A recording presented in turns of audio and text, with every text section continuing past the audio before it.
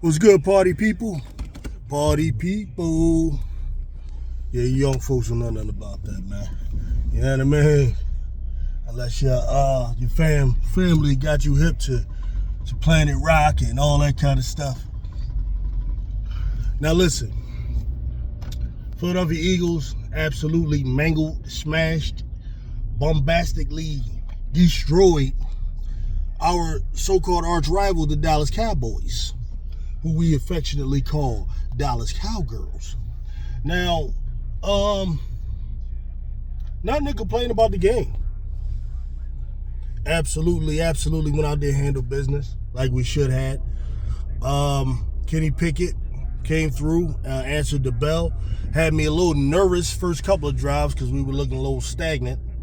But then when I think about it, we've been kind of stagnant in many times this year. You know what I mean? So he went out there, did what he had to do.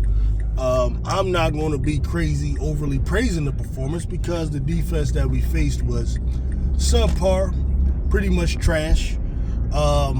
So that was good. Now, there's a few things that I am going to point out for sure, and that's particularly on the defensive end in the beginning of the game. Overall, the defense was excellent. When I left the game, it was 7 points that Dallas had scored. And we were talking about 2 minutes left. So giving up 7 points, I don't know if Dallas has scored after that or not, but giving up 7 points, excellent.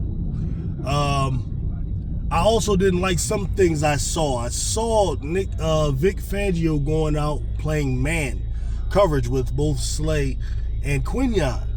And I did not like the way Quinyon looked on a couple of those plays. Now listen to me, I'm still very high on Quinyon Mitchell. I still believe he will grow into one of the best cover corners in the National Football League. However,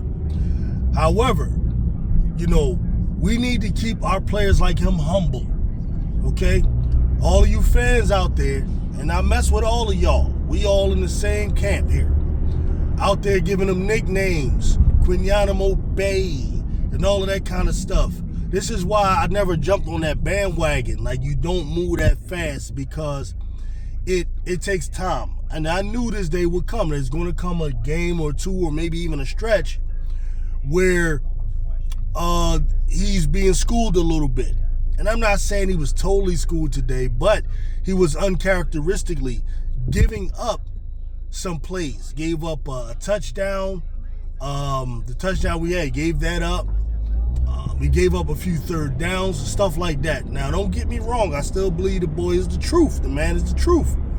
But, keep these players humble, man. None of them have done anything yet. Nobody on this team, current roster, besides guys who were there in 2017, and it might only be Lane and BG, if I really think about it. None of these guys, maybe. Did we have the kicker? Did we have? Yeah, we had him. Yep. Get off the point. But these guys haven't done anything, and they have to be constantly reminded of that, man. Like, and I'm saying this here, you might think, well, we think these players don't matter, but I don't agree. You had one of us, and I ain't got no problem with it, and I'm not hating on it. One of us coining the term Quinyanamo Bay. There's a couple people claiming it, okay? My thing is, I don't care what we say, but my thing is, next thing you know, the media is taking it to Quinyon Mitchell, and he likes it, and next thing you know, he's wearing a shirt with that. That's not what I want to see with the rookies, because that's reflective of the mindset. It's a mindset where they are paying attention to the media. They are paying attention to what we're saying and stuff like that. And ideally, you want your football players focused on business at hand. Always paying attention to the minor details. Never moving away from their fundamentals. And I believe that's probably what happened with Quinyon. We get it, he's young. There's going to be days like that. But, I'm just trying to keep everybody on their P's and Q's. Don't be jumping out there too crazy, for these players. But now, besides that, listen, I'm not going to go live right now. I might later on tonight. We'll see. We got a couple of games coming up, that I may go talk about later. But right now, Green Bay is playing against Minnesota. We could really use a Green Bay win, in this game, because we're still hanging on to a shot at grabbing that 1 seed, but you kind of need Minnesota to lose today, and I think you need Minnesota to win next week against Detroit, along with probably a Detroit loss to this week, which may be a long shot, but hey, man, this is what we need to happen, to get home field. More than likely, I'm guessing we'll get one game at home. You know what I'm saying? Well, yeah, we'll get one game at home, and we need whoever is going to be in that top spot in that North to drop one, or maybe lose in that first round. So you never know. But couple things. Felt hella good. I don't care how bad Dallas is. I don't care who they show up with. I don't care who the quarterback is, who the running back is, who the coach is. When you smash them, that's a good day. That's always going to be a good day. Cooper Rush, I love the way he performs against other teams. Looked great against Tampa Bay and everything. Comes out there, lays an egg against us. You know what I'm saying? I love that. Now, I get it. Didn't have CeeDee Lamb. Care about that? I do not, in my Yoda voice, excuse me. I don't care. Like I said, I don't care who out there. Smashing them always feels good. Now, what we don't need this week is for people to think that this game was something that it was not, right? Kenny Pickett made some plays, and I'm happy he made some plays. He is a quarterback on my roster, so I would never be against Kenny Pickett making any plays. But what I'm hoping is that this fan base isn't stupid enough to think that there's some quarterback controversy, or he did something we've never seen our starting quarterback do, or anything of the like. That's the type of energy we don't need. And it's the type of energy that's not reflective of the reality of what's happening, out there in that game as well. The other thing, and I know a lot of y'all going to kill me for this, going to disagree with me. I really don't care, because, the main thing is the main thing to me, and the main thing is always the Super Bowl. It's always winning that Super Bowl. I don't care about the Saquon Barkley beating Eric Dickerson's record. Okay, I don't care about it. And the reason I don't care about it is because Eric Dickerson, I lived through that year where Eric Dickerson won the record, where Eric Dickerson was a sensation. He was a rookie sensation. First, he ran for over 1,800 yards. In his second year, he went crazy. That whole Rams running attack was absolutely insane in that second year. The thing about it is, in those days, Eric Dickerson ran those yards. He got that in 16 games. You feel what I'm saying? In 16 games. So when you talk about a record like beating Eric Dickerson's record, Eric Dickerson still did the 2,180 yards in 16 games. If Saquon Barkley breaks it, it took him an extra game to do it. That's why, to me, it's like it's not really breaking the record to me. Now, it's establishing a new 17-game record, right? But it'll be nowhere near as impressive as Eric Dickerson's. Now, what I will do is I'll look at the yards per carry average. How many, if he did it in less carries than Eric, maybe you can consider that. But as far as games, you had a whole extra game, to do it. So what I'm saying is, though, I'd be happy for Saquon to do it. I'm happy that an Eagle would do anything like that.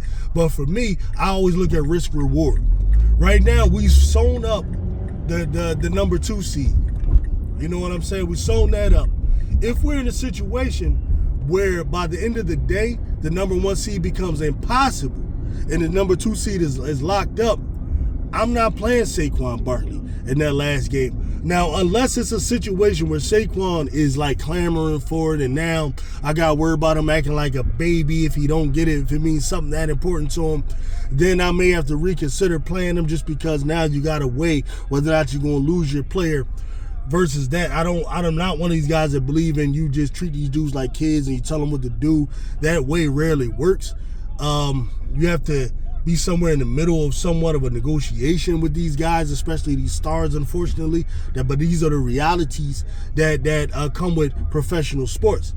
But me personally, if it's me, if what I'm pushing for is if the number 2 seed, if the number 1 seed is not available to you, and the number 2 seed is pretty much locked up, I don't play Saquon Barkley, because if you look, this will always be a historical season. It's the most the Eagles ever had, and it's also a 2,000-yard season. You're talking about there has not been 10 players since the inception of the NFL to have run for 2,000 yards, you know.